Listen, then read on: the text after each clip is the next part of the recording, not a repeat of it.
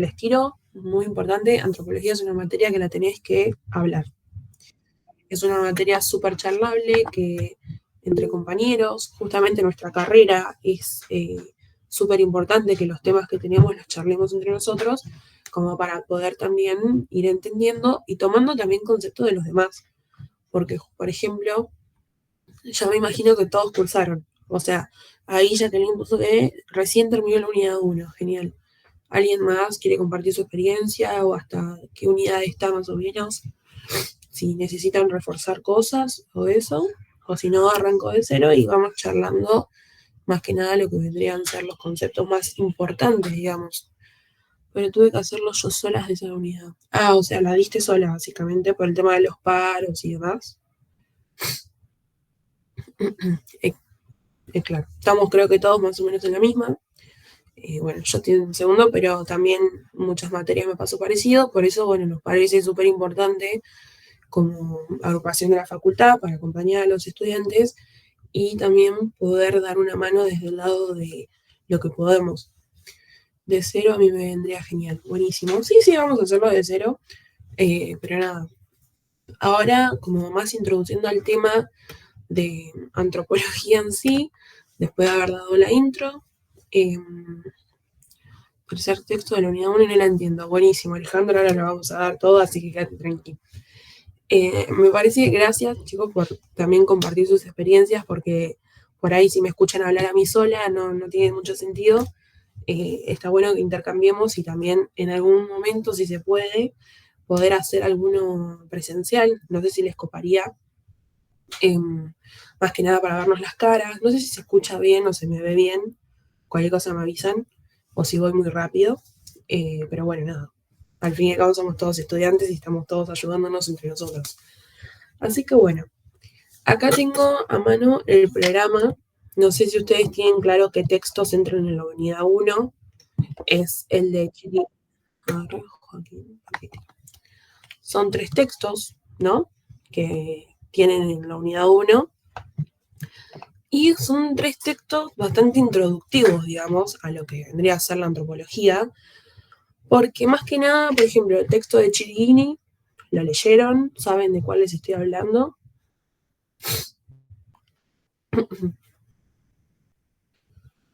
Este texto justamente habla de lo que sería la historia en sí, de cómo fue como una línea de tiempo, de cómo fueron sucediendo diferentes cosas y cómo se fue introduciendo de a poco la antropología en lo que vendría a ser una disciplina y tenerse como una institución, o sea, una disciplina científica, ¿no? O sea, que sirva para estudiar, para comprender, con distintos métodos, conceptos. De repente se me va la luz y no me veo. Paren que voy a prender la luz, por las dudas. Ahí está. No cambia mucho, pero bueno, más o menos ahí me veo. Esperen que quiero buscar bien el programa de trabajos prácticos. Bueno, el tema 1, que vendría a ser la unidad 1 de trabajos prácticos, habla sobre las centraciones colectivas en el encuentro con la alteridad, o sea, el etnocentrismo. Ustedes saben, si leyeron los textos y más o menos lo dieron en clase, que el etnocentrismo es un concepto muy importante de la antropología, porque a partir de ahí también se tiene en cuenta las miradas que había, ¿no? Cómo se dividía esta mirada de uno es mejor que el otro tiene más cultura que el otro, alguien está más endoculturizado, ay, perdón, se me trabó la palabra, no me salió. Hay gente que tiene más cultura que otra, y eso es lo que predomina este etnocentrismo, ¿no? Acá en un ratito vamos a ver qué es el concepto de etnocentrismo. No sé si alguno tiene algún concepto, si lo quiere compartir para distintos compañeros y así lo podemos ir charlando. Después, otro punto importante, obviamente estos puntos están repartidos entre los 3 textos, ¿no? Ojalá hoy lleguemos a dar los 3 textos, más que nada para charlarlos, son bastante largos, justo los de la unidad 1, pero bueno. Después dice, la alteridad como objeto de estudio antropológico, los procesos sociohistóricos y resignificaciones de las estrategias teórico-metodológicas en la producción de conocimiento. O sea, acá habla como se introducen distintos conceptos, lo que les venía diciendo hoy, que pueden ser como, por ejemplo, el trabajo de campo, relativismo cultural, bueno, y un par más que después lo vamos a dar en el texto de Ringelet, más que nada. También después, el último punto son los rasgos distintivos de la antropología cultural y social en el abordaje de su objeto de estudio. O sea, qué se distingue en su objeto de estudio y cómo fue cambiando también, porque no siempre va a ser lo mismo. Algo muy importante de la antropología es que siempre está cambiando en torno a lo sociohistórico, ¿no? Como una época del colonialismo no va a ser lo mismo que ahora, que tenemos otro tipo de culturas, otros pensamientos, ¿no? También algo importante, no va a ser lo mismo Argentina, por ejemplo, o América que en Europa. No es la misma cultura, no es la misma gente, siempre va cambiando. Bueno, eso también tiene que ver mucho con el tema de la antropología, lo que estudia la antropología. Después, hay distintas ramas de la antropología, que eso también lo vamos a ver en el texto de Ringelet, y también dentro del texto de Ringelet da distintos métodos teóricos o conceptos teóricos que son el enfoque concreto, el relativismo cultural, el criterio de totalidad, método comparativo, extrañamiento, bueno, relativismo cultural, trabajo de campo, bueno, retoma muchos conceptos que también los va a explicar un poco más y los va a, siempre tengan en cuenta que lo que tiene justo la materia en psico, por lo menos, que se relaciona muchísimo. O sea, lo que nos dijo Chiriguini lo va a retomar por ahí Herkovitz, y lo que dijo Herkovitz lo va a retomar Ringelet, no muy tal cual como yo lo estoy diciendo, no se lo tomen muy literal así, pero siempre lo que tiene la antropología es que es una materia que se relaciona mucho entre sí. Por ejemplo, lo importante es que ustedes entiendan la unidad 1 para después entender la unidad 2, para después, una vez que tienen las 2, incorporar la 3 e incorporar la 4. Y así sucesivamente. Más de 4 unidades no hay, pero cuando den el final es súper importante que tengan en cuenta el... Para León, ¿cómo estás? Estamos acá explicando un poquito, pero justo ya estamos acá explicando un poquito de lo que vendría a ser los textos que vamos a estar viendo hoy. Así que bueno, si les parece bien, arrancamos con Chiriguini. Yo acá me hice como un punteo, más o menos lo más importante. Es un texto largo, no sé si lo pudieron leer, si van a ser la primera vez que escuchan.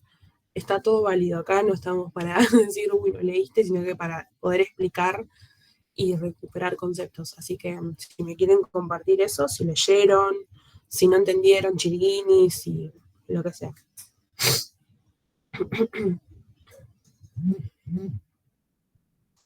Tienen que voy a desactivar la alarma porque si no empieza a sonar. Bueno, arranco con Chiriguini. El texto se llama Del colonialismo a la globalización. O sea, va a ir explicando todos los procesos que hubo, todos los procesos históricos, ¿no? Todo lo que fue pasando a lo largo de la historia en esa época. Y principalmente va a explicar la colonización, la descolonización, la globalización, el capitalismo. Es un texto que por ahí no es muy que ganas de leerlo, pero está bueno para poder entender un poco de lo que trata, digamos, cómo arranca la antropología. Y arranca diciendo que hay una mirada antropológica, ¿no? Que comenzó antes de la institucionalización como disciplina científica. Esta mirada antropológica sucede en el siglo XIX y refiere al momento en el que las sociedades se reconocen como diferentes, o sea, cuando surge este asombro. ¿Saben de lo que les estoy hablando? El chino básico, o cambia las palabras por ahí. En este momento, después de que surge esta mirada antropológica, de que surge el intercambio con un otro, aparece lo que vendría a ser la pregunta antropológica de que, ¿por qué la diversidad de culturas? O sea, porque hay un distinto a mí, ¿no? Dirían en ese momento, supongo. Entonces, cada vez que se reproducía un encuentro entre sociedades diferentes, estaba presente el asombro, ¿no? Es decir, a partir de esto hay culturas diferentes. O sea, hay alguien distinto a mí. Bueno. También estaba que en situaciones de colonización existía una dominación. No sé si ustedes lo vieron en prácticos, este texto lo entendieron, pero también en la colonización surge un tema, se le nombraba como una dominación total, digamos. Que los colonizadores, cuando llegan a América, hacia las personas, o sea, hacia las culturas que ya existían en ese lugar, que ya tenían vivienda, ya tenían una economía, ya tenían una forma de ser, de vivir, se las dominaba de una forma totalizadora. ¿Por qué totalizadora? Porque se decía que las personas que tenían mayor culturación eran los que tenían poder para poder, valga la redundancia, para exigir una dominación sobre ellos, digamos. ¿Me estoy mezclando mucho o van entendiendo más o menos? Genial. En esta dominación total, la mirada hacia el otro, o sea, la visión hacia el otro, era una mirada asimétrica, o sea, era una mirada diferente hacia los otros, como que eran menos, y la colonización, bueno, como les venía diciendo, fue una situación de dominación total que abarcaba a todas las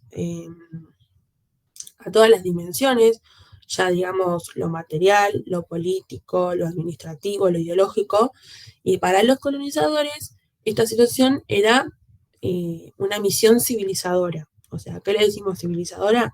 Era decir, bueno, yo voy acá y te impongo una civilización. O sea, estoy teniendo una mirada etnocéntrica, aunque la autora todavía no lo nombra así, pero estoy teniendo una mirada etnocéntrica porque digo que vos no estás civilizado, yo sí, entonces vengo y te impongo una civilización. Por eso se le decía que era la situación colonial una misión civilizadora. En el siglo XIX, las metrópolis europeas establecían en sus colonias modelos de administración política.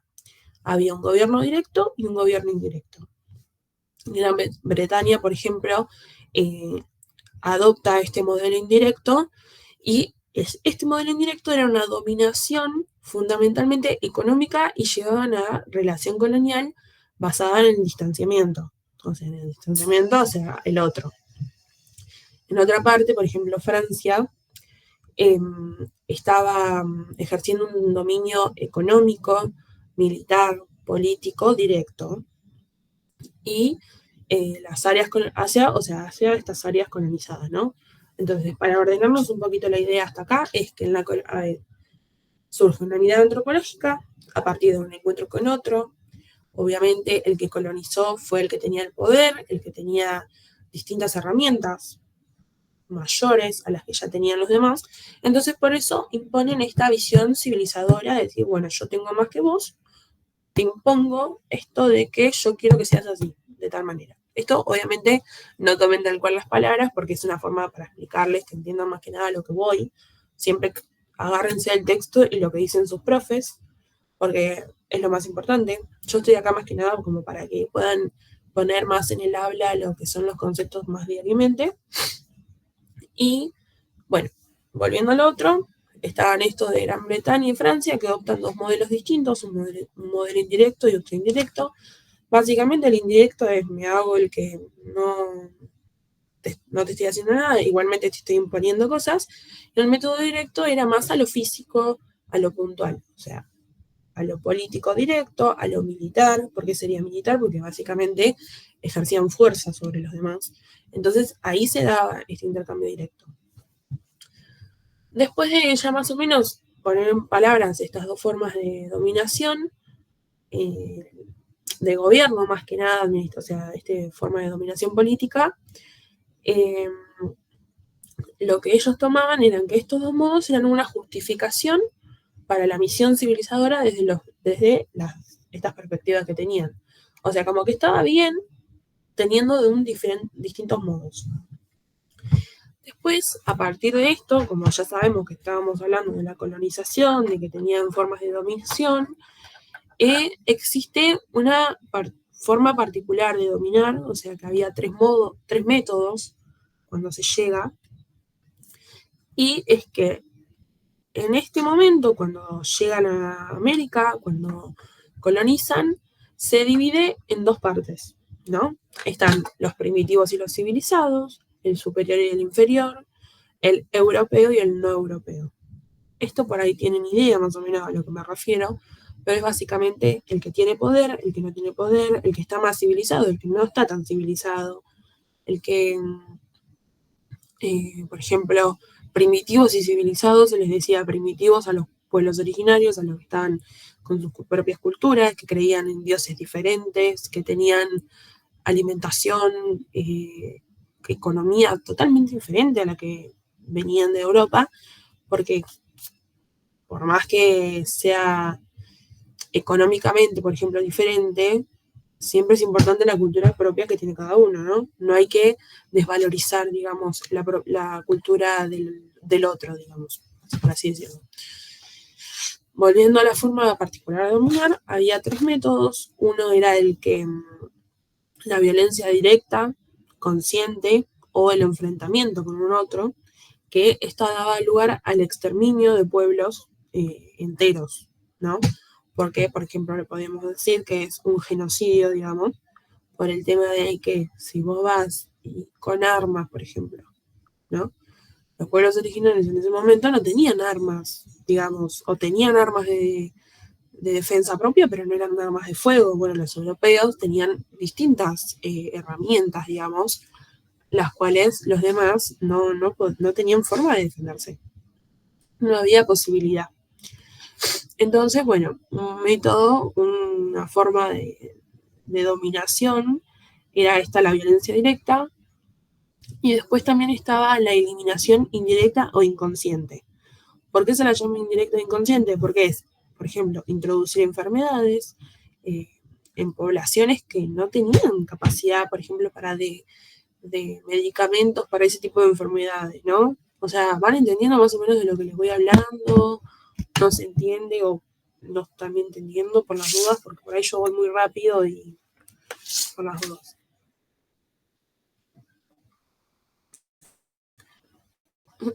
Esperen que se me trabó acá. Ahí está. Bueno, sigo. Después, otro método que usaba mucho, que también iba de la mano de esta forma como indirecta, inconsciente, que bueno, aparte de las enfermedades, también en el método inconsciente, eh, bueno, introducían enfermedades y también destruían las economías regionales, ¿no? Perdón si se me escucha raro, estoy un poco resfriada y estoy media... pero bueno, destrucción de economía era porque, por ejemplo, algo que hacían, que en el texto figura, por ahí sus profes no le dan mucho énfasis porque es un ejemplo muy pequeño, digamos, pero en esa época los que ejercían la fuerza eran los hombres, por ejemplo, y lo que hacían los europeos eran llevarse a los hombres como esclavos, como para que trabajen para ellos, y en ese momento es donde se rompe también la economía, porque en un momento donde solo el hombre ejercía la fuerza, ya sea del cultivo, el intercambio, el cazar o demás, eh, ya no había forma de mantener esa economía, de mantener esa vida. Entonces, esa también era un método indirecto. Lo más importante es que tengan en cuenta que el método indirecto es cuando imponían enfermedades, las traían y no había forma de defenderse hacia eso. No había capacidad, no sé si capacidad, pero no había ese, ese saber sobre esas enfermedades. O sea, no había posibilidad. Después hubo un tercer método que es la actitud de distanciamiento, que también se da en el gobierno indirecto, que es lo que estábamos hablando antes, que era otra forma de gobernar, que es que se da el desprecio en el que domina y el temor e ignorancia del dominado. O sea, como alguien que con mayor poder, con mayor eh, forma de dominación, imponía miedo hacia el dominado. Yo creo que es fácil de entender, pero para explicarlo un poquito mejor, eh, y en estas relaciones de poder y desigualdad, digamos, había un tema de superioridad total, ¿no? De cómo el que dominaba tenía superior, o sea, superioridad hacia al dominado.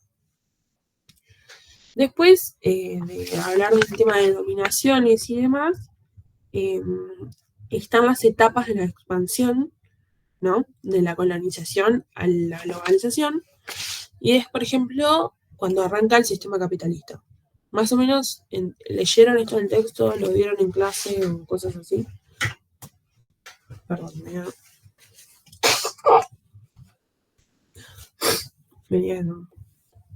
Bueno, en esta expansión del colonialismo, hasta llegar a la globalización, Lourdes, vos no lo diste, no me acuerdo si era la chica que no lo dio en clase.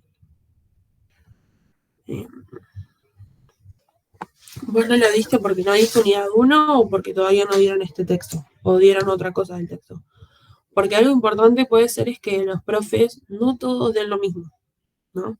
Cada profe le va a dar énfasis y le va a dar importancia a diferentes cosas de los textos. Por más que sea el mismo programa, puede ser que le den otro tipo de valorización a otras cosas. Bueno, sigo hasta que más o menos me respondan eso.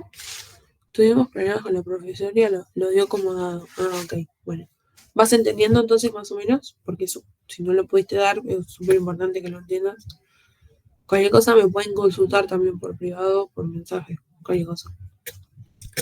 Buenísimo. Bueno, en esto que estabas diciendo recién, en la expansión, arranca un sistema capitalista, ¿no?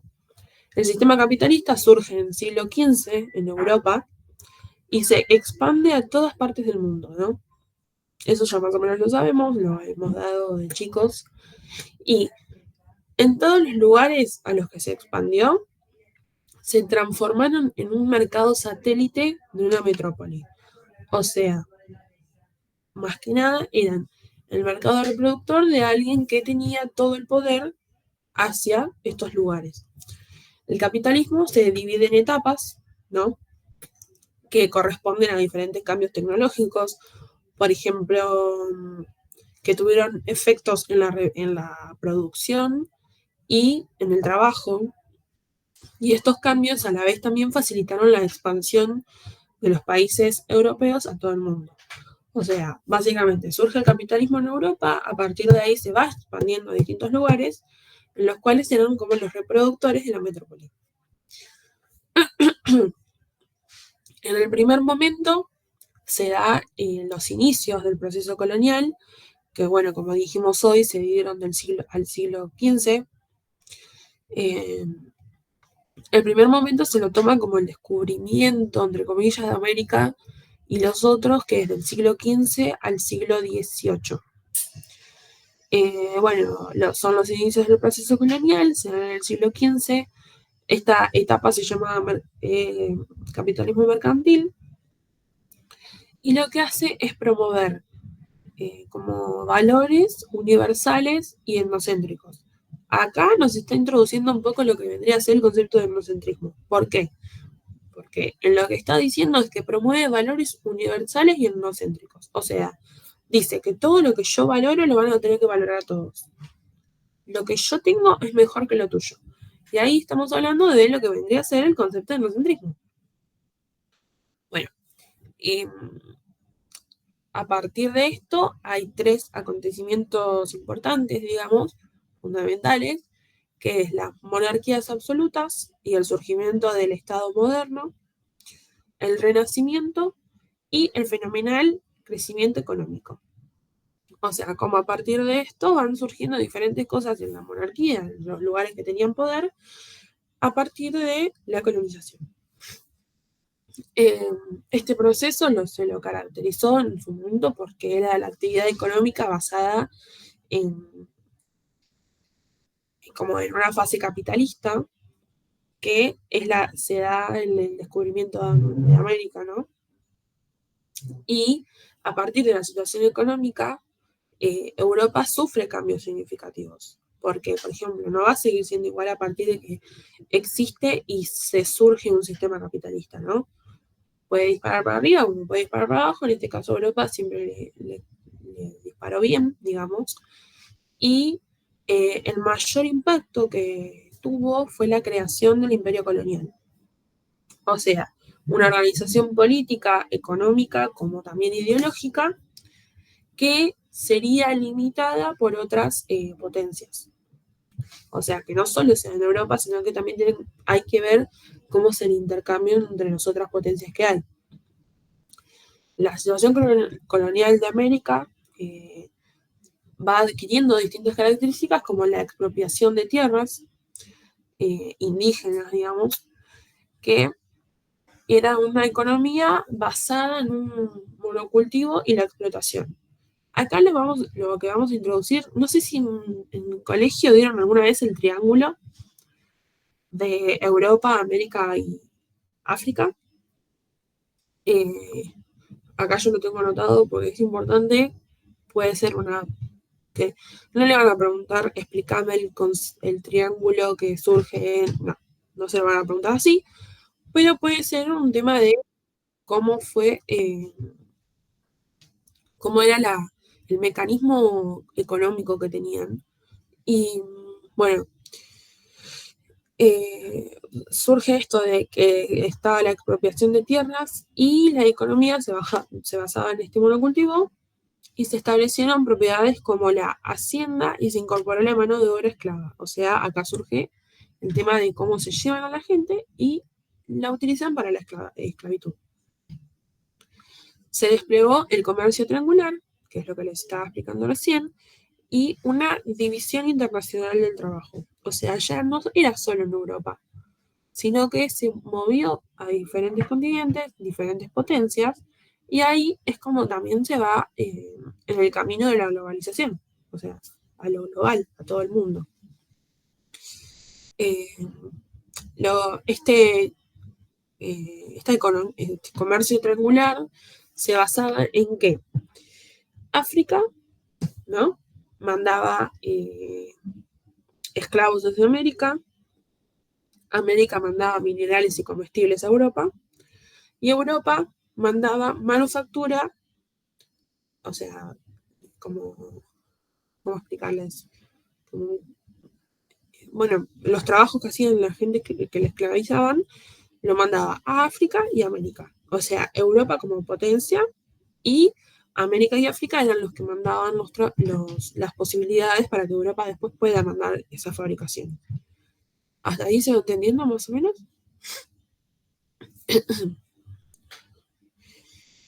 Esta conquista y dominación de las colonias permitía que los europeos puedan construir una sociedad de superiores e inferiores, que es lo que veníamos hablando hoy. El europeo se veía como alguien superior a el que ya estaba viviendo en América, al que ya tenía una cultura. Bueno,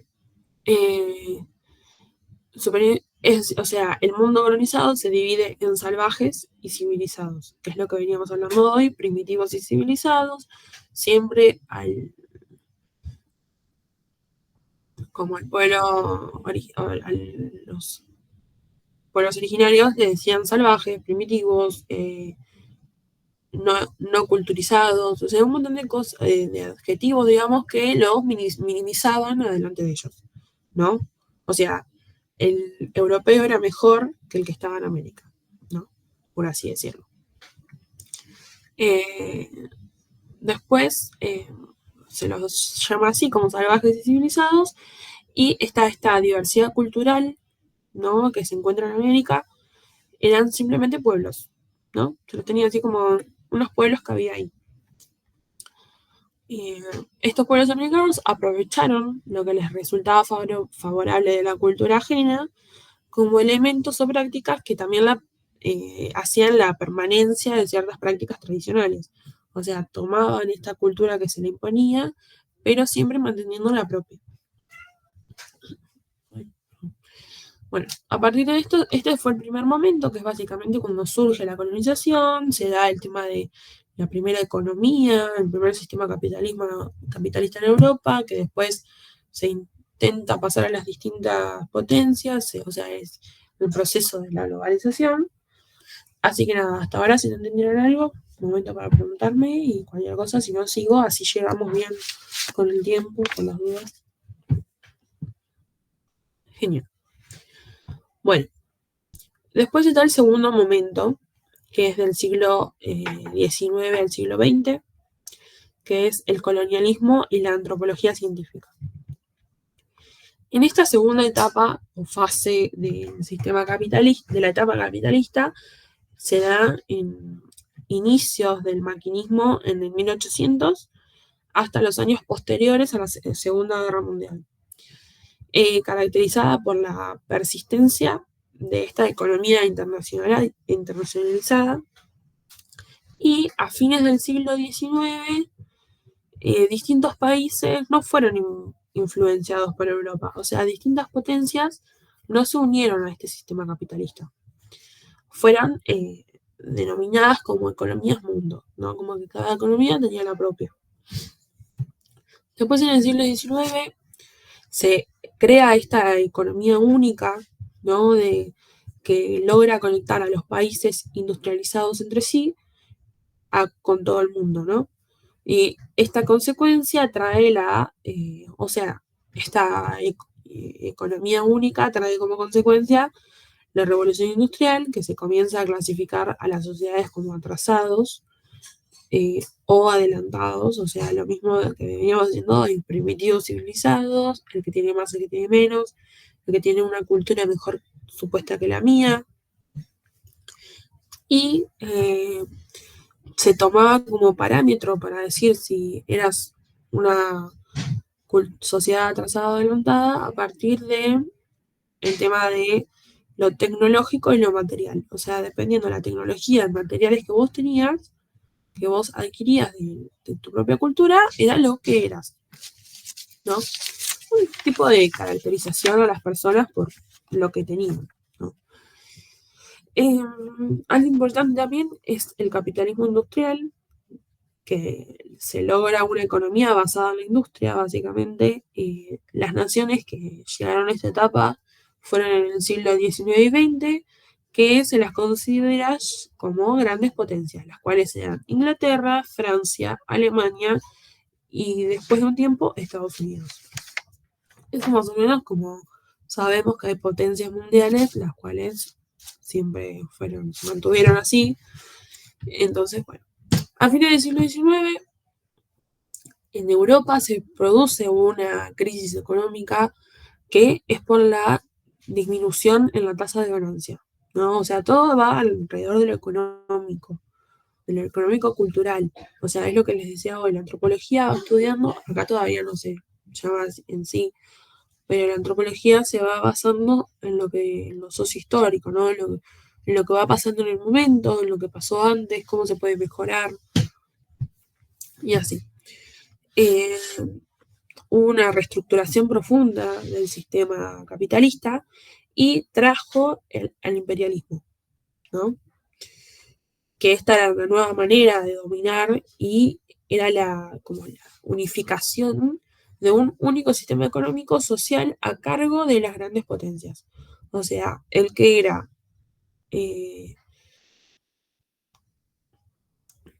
¿cómo explicarlo? O sea, es decir, como que ahora se basaba todo en un uno. Todas las potencias se unían y tenían el poder, pero solo las grandes potencias, no todo el mundo. Después, bueno, los rasgos más importantes de este imperialismo fue la concentración en producción y el capital que dio lugar a la creación del monopoly, del monopolis, la fusión del capital industrial y bancario que genera el capital financiero, y también algo que era importante, que se sigue manteniendo, es la importancia de la exportación de capitales sobre las mercancías, o sea, cómo se exportaba a todo el mundo. ¿Qué más? Después, bueno, algo importante de este segundo momento, que es que como parte del capitalismo y también de la colonización, entra en acción esta ideología racista, ¿no? De la mano de lo que veníamos diciendo. Esta ideología que justificaba la desigualdad y afirmaba que aquellos que están económicamente y políticamente oprimidos son culturalmente inferiores. Es lo que les venía diciendo hoy. Todo aquel que tenía menos poder se lo tomaba como que era inferior a uno mismo. Bueno, es la creencia que tienen las diferentes, por ejemplo, también se basaba en las diferencias físicas transmitidas genéticamente que determinaban la presencia o ausencia de ciertas capacidades. O sea, varía siempre de, por ejemplo, si genéticamente tenía un color de piel diferente, iban a decir que tenía ciertas capacidades. Iba todo del lado del racismo, de si tenías más poder, menos poder, eras mejor o peor. Iba variando dependiendo del momento, digamos. Después también, en este momento, la antropología, que acá es lo importante, todo lo otro era como una introducción, que también es importante, pero para tener en cuenta, la antropología encuentra su objeto de estudio. Hay un congreso de Berlín en 1885 que permite a la antropología al principio del siglo XX abrir un nuevo campo de conocimiento. El principal objeto de estudio eran las sociedades primitivas, es decir, las culturas desconocidas para Occidente.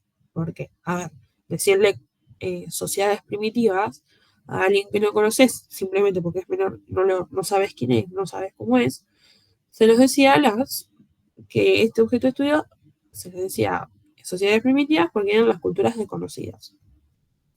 La antropología, aparte, a partir de que tiene una aproximación teórica relativista, o sea, que después vamos a ver bien qué es relativismo, pero como para darles una idea, es este tema de el relativismo cultural, es un concepto teórico que se da en la antropología, que es más que nada cuando el antropólogo, la antropóloga deja de lado un poco sus propias creencias para poder estudiar la otra cultura. Después lo vamos a ver más a profundidad, pero básicamente es eso. Bueno, tienen una aproximación teórica y ponen en práctica la técnica llamada trabajo de campo. Otro concepto, pero práctico, no es teórico. Este concepto de trabajo de campo es hacer visible la diversidad cultural de las sociedades no europeas y también esta técnica, que es conocida como trabajo de campo, consiste en la vivienda y en la observación de participación en las comunidades por un periodo de tiempo prolongado. O sea, en este momento, por ejemplo, el antropólogo convivía con esta sociedad, se encargaba de solucionar problemáticas, de entender cómo solucionaban diferentes cosas, cómo se manejaba su economía, su alimentación, su día a día. O sea, el trabajo de campo básicamente consiste en ver las prácticas que realiza el otro estudiándolo de cerca, ¿no? Eh, entonces, el objetivo de esta participación en comunidades es por un tiempo prolongado y también se dejaba por fuera, o sea, no había que dejar por fuera el tema del análisis de la dimensión económica y la política. O sea, había que tener en cuenta todos sus aspectos en totalidad para poder estudiar la otra cultura y entenderla, ¿no? También. Este concepto, o sea, fue un periodo conocido como el periodo clásico de la antropología, que es cuando empiezan a surgir todas estas situaciones, y es en el momento en el cual se empieza a ser reconocida como una ciencia social. O sea, en el periodo clásico de la antropología se dan diferentes conceptos y se toma como una ciencia social.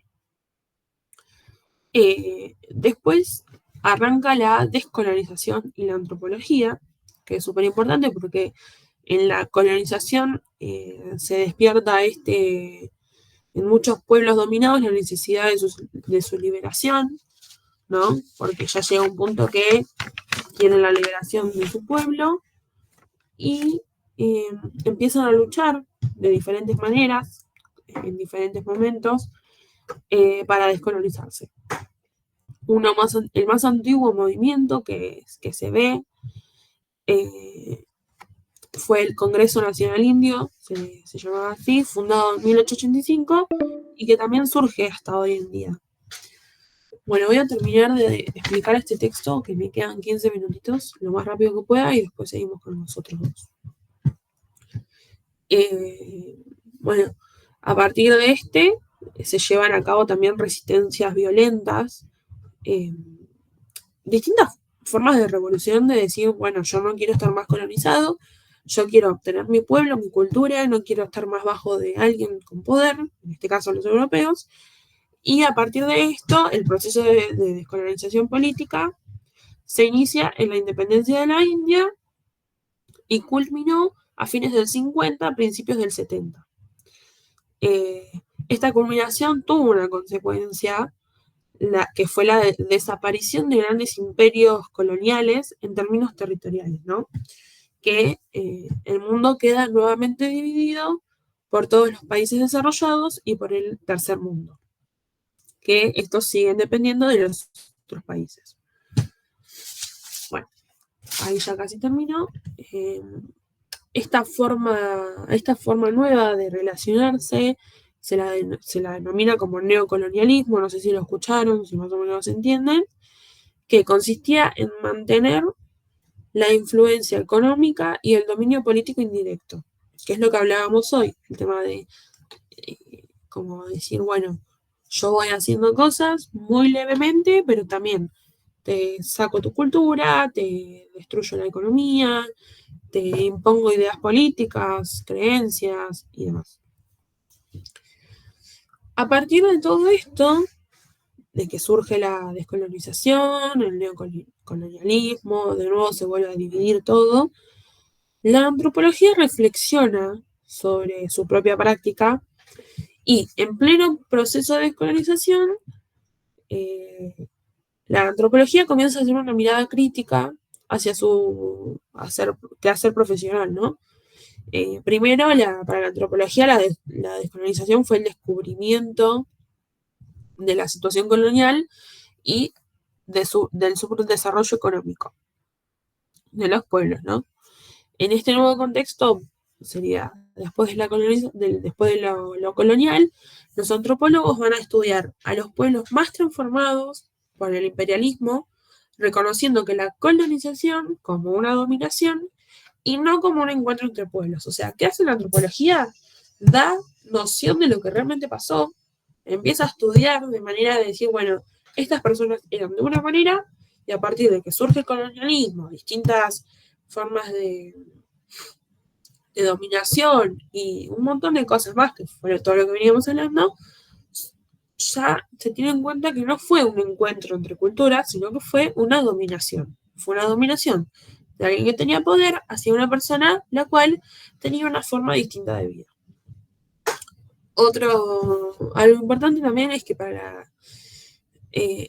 se incorpora la dimensión histórica, o sea, que es lo que estábamos diciendo, y esto hace que se deje de lado la imagen de los pueblos primitivos como sociedades estáticas, integrales y aisladas, o sea que se los tiene ahí como fuera, y se empieza a dar el análisis sobre los estudios dinámicos que requieren un contexto de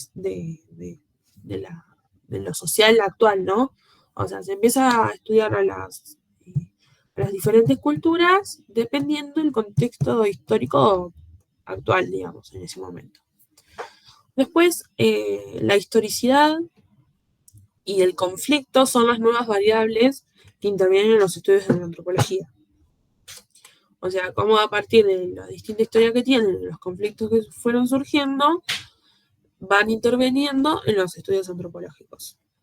Después, otra cosa que surgió se reivindica el relativismo cultural, que es un concepto teórico, como les venía diciendo, y la técnica de trabajo de campo como concepto práctico, que es básicamente las formas que tenían de estudiar los antropólogos, basándose en sus prácticas, teniendo en cuenta sus conceptos. También se incorporan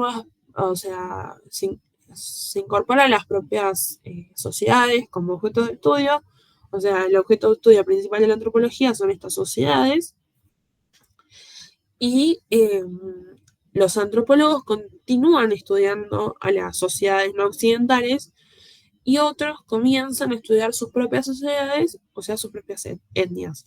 O sea, ¿a qué voy con esto? Para sintetizar un poquito. Hay algunos que se basaban todavía en lo que vendría siendo lo de antes, que seguían estudiando las culturas como las no occidentales, y otros prefirieron o eligieron estudiar su propia cultura, su propia etnia, para después luego poder estudiar a los demás. Y ahí sí que exista una comparación, ¿no? Para que se basen en decir, bueno, las culturas son diferentes, hay distintas cosas.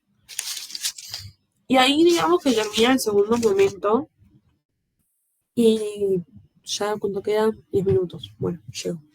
Y en el tercer momento, que es la diversidad en el mundo global, esto se da en la década del 60, una etapa de transición adentro del sistema social y establece las nuevas formas de dominar, que son estos fenómenos sociales, que son como el neocolonialismo, la expansión de las empresas multinacionales, el desarrollo de redes de información electrónica, los cambios políticos y tecnológicos, también traen con ellos esta etapa de actual dominada, esta etapa denominada capitalismo tardío, que se caracteriza por el poder del capitalismo financiero y del proceso de globalización. Para ir terminando, la globalización representaría al mundo como un todo, ¿no? Lo global. Y también lo marcaría como un sistema único en una organización mundial que está a cargo de algunos estados capitales. Este sistema, así como se dice, el sistema capitalista, se acrecentó, o sea, como que se centró más en 1989 con la caída del muro de Berlín, que representó el fracaso del socialismo soviético. Esto no es muy importante, o sea, es importante para la historia, obviamente. No se lo van a tomar el tema de la caída de Berlín y todo eso. Lo más importante es que tengan en cuenta cómo a partir de las tres etapas que tuvo el colonialismo, la descolonización, la globalización, fue apareciendo la antropología y fue diciendo, che, no, hay formas de dominación, hay formas que no están bien. A los pueblos que estaban en sus lugares los han marcado muchísimo, le han cambiado la cultura, algunos se acostumbraron, otros decidieron relevarse como una revelación hacia esto. Y después hay dos puntos importantes, como para ya cerrar con el texto, que es la antropología y la globalización, que la antropología actual tiene como objeto, o sea, como objetivo, encontrar un enfoque teórico que permita establecer los vínculos entre el sistema global y las formaciones sociales. La antropología no puede hablar de sociedades aisladas, sino que debe incorporar a sus estudios la interconexión entre cada una de ellas. Esto es súper importante que lo tengan, que la antropología siempre va a estudiar en incorporación, ¿no? Puede estudiar primero particularidades, que esto lo vamos a ver en unidad 2 con el tema de Gibbs. Va a estudiar sus particularidades, pero después va a unificar todo para poder compararlo, pero una vez que ya tiene estudiado lo particular. Por eso hay antropólogos que, por ejemplo, estudiaron primero sus culturas para poder después poner en comparación. Y después la antropología la antropología y la construcción de la otredad, o sea, la diversidad y la desigualdad, es que la antropología configura como disciplina, o sea, se figura como disciplina al encontrar su objeto de estudio en la otredad cultural. El descubrimiento de la otredad cultural se da al recortar la realidad social, el espacio de los grupos étnicos y socioculturales. Estos grupos formarán parte de los pueblos del tercer mundo y actualmente del mundo de lo local. Bueno, hasta ahí llegaríamos más o menos del primer texto de Chiriquí. Quedan 6 minutos para que me quieran preguntar lo que sea, las dudas que tengan. Nosotros ahora cortamos 5 minutitos Y 11 y 5 arrancamos la segunda. Así podemos, si tienen que ir al baño, descansar o lo que sea. Así que bueno, si tienen alguna duda o algo, y si no cortamos, sí, ahora los espero de nuevo 11 y 5, si les parece bien.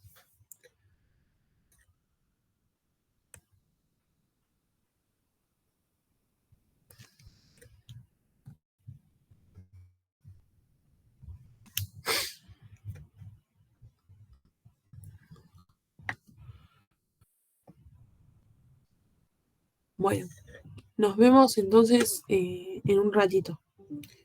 11 y 5 yo les mando, 11 y 3 más o menos, yo les vuelvo a mandar el link de la otra reunión. Así más que nada nos conectamos todos y volvemos a retomar con el problema del relativismo cultural de Herkovitz. Nos vemos, chicos.